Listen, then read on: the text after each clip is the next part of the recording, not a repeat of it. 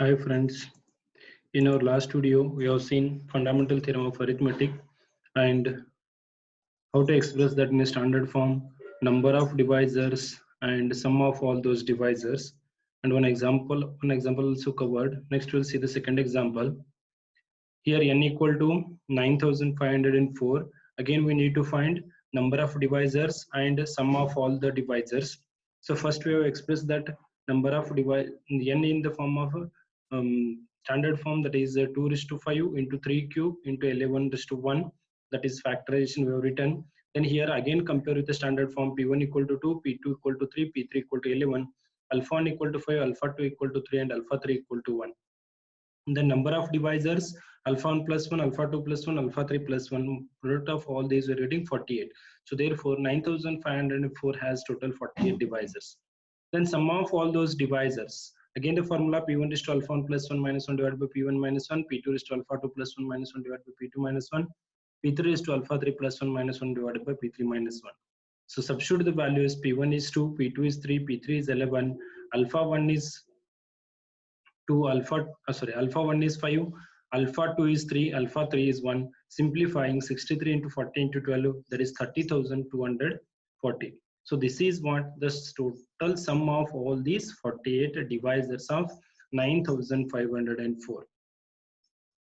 Next, third example, n equal to 360. Again that n is expressed as a 2 cube 3 square 5 raised to 1. Alpha 1 equal to 3, alpha 2 equal to 2, alpha 3 equal to 1, p2 equal to p1 equal to 2, p2 equal to 3, p3 equal to 5. Substituting the formulas, dn, that is the number of divisors we are getting 24, and sum of all those divisors we are getting 1170. The next concept is the bracket function. So bracket function, or sometimes it is called a greatest integer function also. If x is any real number, then the largest integer which does not exceed x is called an integral part of x, denoted by this is under square bracket you have to write x. This is called integral part of x.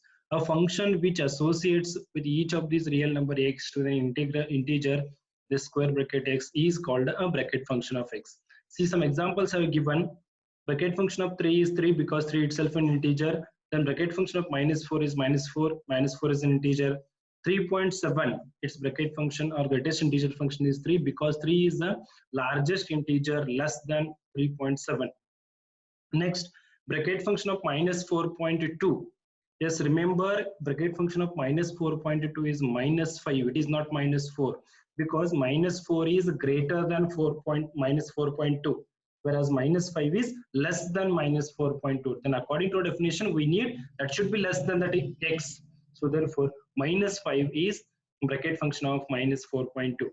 Then 5 by 3, we are getting 1 point something. So bracket function is 1. Square root of 5, its bracket function is 2. Next, the application of that bracket function where we are using, again, that is to find the highest power of a prime number p contained in n factorial. This also so many times asked in the competitive examinations. So that is highest power of p contained in n factorial. See here, we will denote that as a k of n factorial. This k of n factorial denotes the highest power of p contained in n factorial. Then how we are getting that I have given here. So just to remember this formula, k of n factorial is equal to bracket function of n by p plus bracket function of n by p square plus bracket function of n by p cube and so on. So this process must again end after finite number of steps. After finite number of steps, this process ends here. So you have to remember this. So you will see the example, you will understand very easily. Find the highest power of 3 contained in 100 factorial. Yes, by using usual method, it is not possible to find because 100 factorial means you have to multiply all the numbers from 1 to 100. Then you are getting one number. That number you have to factorize. And then what is the power of 3 you have to calculate. It means how many factors of in that factorization, that is using fundamental theorem of arithmetic, whatever you will express in that standard form you have written 3 raised to alpha 1. That alpha 1 you need to find, highest power of 3 you need to find. It's very difficult. So therefore we'll use this bracket function method. So here n equal to 100 and p equal to 3. So n by p, 100 by 3, you are getting 33 point something. So its bracket function is 33. Next, n by p square, 100 divided by 9. So here 100 divided by 9, you can divide it and write. Otherwise, you can take this 33 by 3. Where it is 33 by 3 means, see in the previous one, 100 divided by 3, we got it is 33. Bracket function of 100 by 3 is 33. We got divided by 3. So 33 divided by 3, we are getting 100 by 9. So it is 11. Bracket function of 11 is 11. Next, n by p cube, bracket function of 11 by 3. Because n by p cube is nothing but n by p square divided by p. N by p square, we got a bracket function as 11 divided by 3, that is equal to 11 by 3. So 3 point something, so bracket function is 3. Similarly, bracket function of n by p square is to 4. Where you have to stop? When you get 0, that time you have to stop it.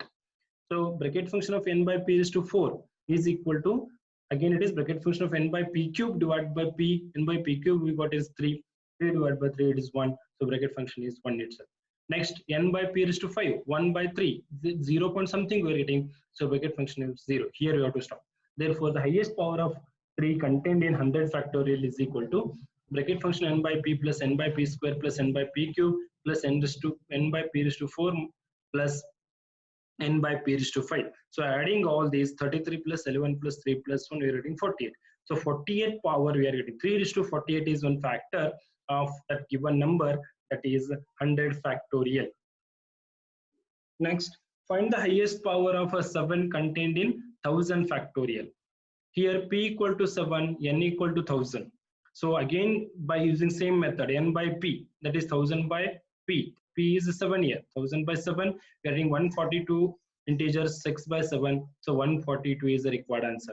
Next, n by p square. So we are 142 by 7, we are getting bracket function is 20. N by p cube, 2. N by p is to 4, we got 0. So adding all these, we are getting 164. So it is 164 is highest power of 7 contained in 1000 factorial. Similarly, here I have given 3 example as a homework. You try these. Answers also I have written here. Find the highest power of 3 contained in 1000 factorial. Answer we are getting 498. Highest power of 7 contained in 50 factorial, we are getting answer as 8. The highest power of 3 contained in 500 factorial, we are getting 247. So the next concept is the congruence. Yes, even this we have studied at our primary level also, but in a different way. So here we'll study if a and b are 2 integers and m is a positive integer, then a is said to be congruent to b modulo m if m divides a minus b. And symbolically we'll write this a congruent to b modulo m if m divides b, that were written as a here symbolically a congruent to b mod m, or a minus b is congruent to 0 mod m. Read it as a congruence. A congruent to b mod m, or a minus b is congruent to 0 mod m.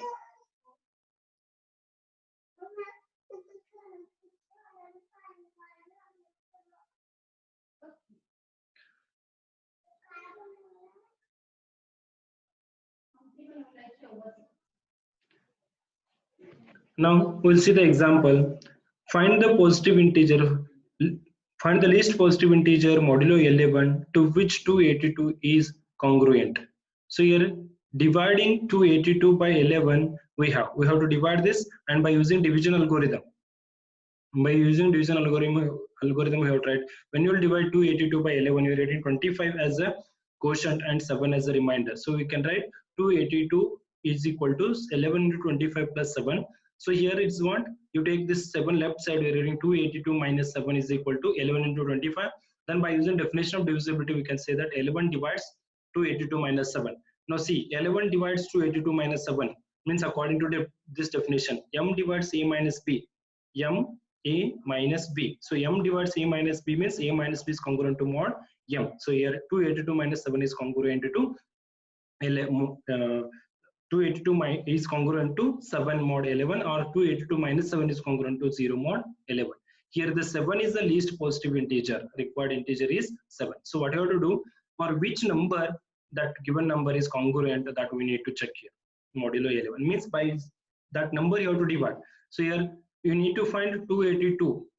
Modulo 11 is given, so that what you do, 282 you have to divide by 11, and whatever the remainder will come, that remainder is required here.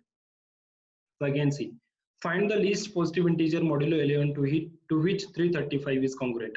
Again divide 335 5 by 11, we are getting 335 is equal to 11 into 33 plus 5. So here this 5 is the required integer we are getting, because again according to the same procedure what we are writing, that 335 is congruent to 5 mod 11, so therefore 5 is the required remainder. Now the next type of example, find a such that a is congruent to 7 mod 5. So what is given here, a is congruent to 7 mod 5 they have given, so we need to find that a here. So according to congruence definition, what you can write, a congruent to b mod m means m divides a minus b or written. So according to that, a congruent to 7 mod 5 means we can write 5 is congruent, 5 divides a minus 7. Now by using definition of divisibility, 5 divides a minus 7 means a minus 7 is equal to 5k, where k is any integer, definition it is. Then at k equal to 0, 1, 2, 3, so on, minus 1, minus 2, minus 3, so on, successively we are getting required. So go on substituting here. A minus 7 equal to 0. When k equal to 0, a minus 7 equal to 0. When k equal to 1, a minus 7 equal to 5. When k equal to 2, a minus 7 equal to 10, and so on. And when k equal to minus 1, a minus 7 equal to minus 5. And k equal to minus 2, a minus 7 equal to minus 10, and so on. So what you are getting, a equal to 7, a equal to 12, a equal to 17, a equal to 22, and so on. So these are the required answers. A equal to 2, a equal to 7, 2, minus 3, minus 8, and so on for these minus numbers. A minus 7 equal to minus 5 means we are getting 2. A minus 7 equal to minus 10 means we are getting minus 3, and so on. So the required number for A is 7, 12, 17, 22, 2, minus 3, minus 8, and so on. Next, if x is odd, show that x square is congruent to 1 mod 8. If x is odd, then show that x square is congruent to 1 mod 8. Since x is odd, so odd number means we can write x as a x is equal to 2n plus 1. Putting x equal to 2n plus 1 in x square minus 1. What you have to show, x square is congruent to 1 mod 8 means what we need to show here, 8 divides x square minus 1, that is our required. We need to prove here 8 divides x square minus 1. So we'll consider x square minus 1.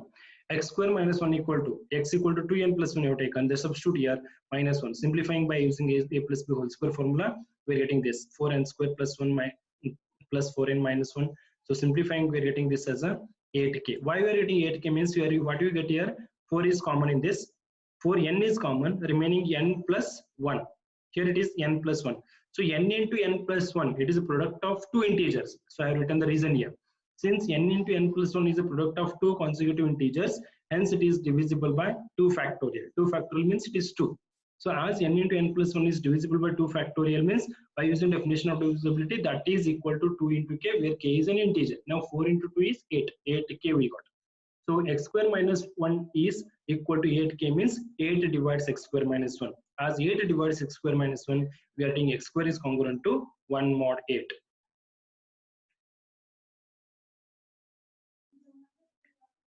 Now show that theorem here, show that congruence is an equivalence relation. Is congruent to is an equivalence relation we need to show. So first of all, reflexive. Yes, we know that m divides 0. Every number divides 0, but it is not divisible by 0. So therefore, m divides 0. Now the 0 I can write as a minus a. A minus a equal to 0. The m divides a minus a means a is congruent to a mod m. Next comes symmetric. Let a is congruent to b mod m. That is what m divides a minus b. M divides a minus b, because a is congruent to b mod m. Then by using divisibility, we know that m divides minus of a minus. Yes, it is minus of a minus b, not minus of b minus a, or else you can take b as a minus b as a common. Here in this minus sign, you can take a as a common, and you can write b minus a also. So therefore, m divides b minus a also. So better what we'll do here, we'll write multiply. We know that a divides b, then a divides k into b also. K, any number you can multiply. So writing m divides minus of a minus b. Minus of a minus b is nothing but b minus a we're getting. So therefore, m divides b minus a, that implies b is congruent to a mod m. Next comes transitive. Let a is congruent to b mod m, b congruent to c mod m. We need to show here a is congruent to c mod m. So therefore M divides A minus B, because A congruent to B mod M, then it means M divides A minus B, and B is congruent to C mod M, it implies M divides B minus C. So M divides A minus B plus B minus C, because M divides A minus B and M divides B minus C. We have the linearity property in divisibility, that is, if A divides B and A divides C, then A divides Bx plus C1. According to that, we are getting M divides A minus B plus B minus C. So M divides, this is what, A minus C. M divides A minus C implies A is congruent to C mod M. Therefore, this congruence is a reflexive, symmetric and transitive, hence it is a equivalence relation. Yes, the next I will take in the next videos.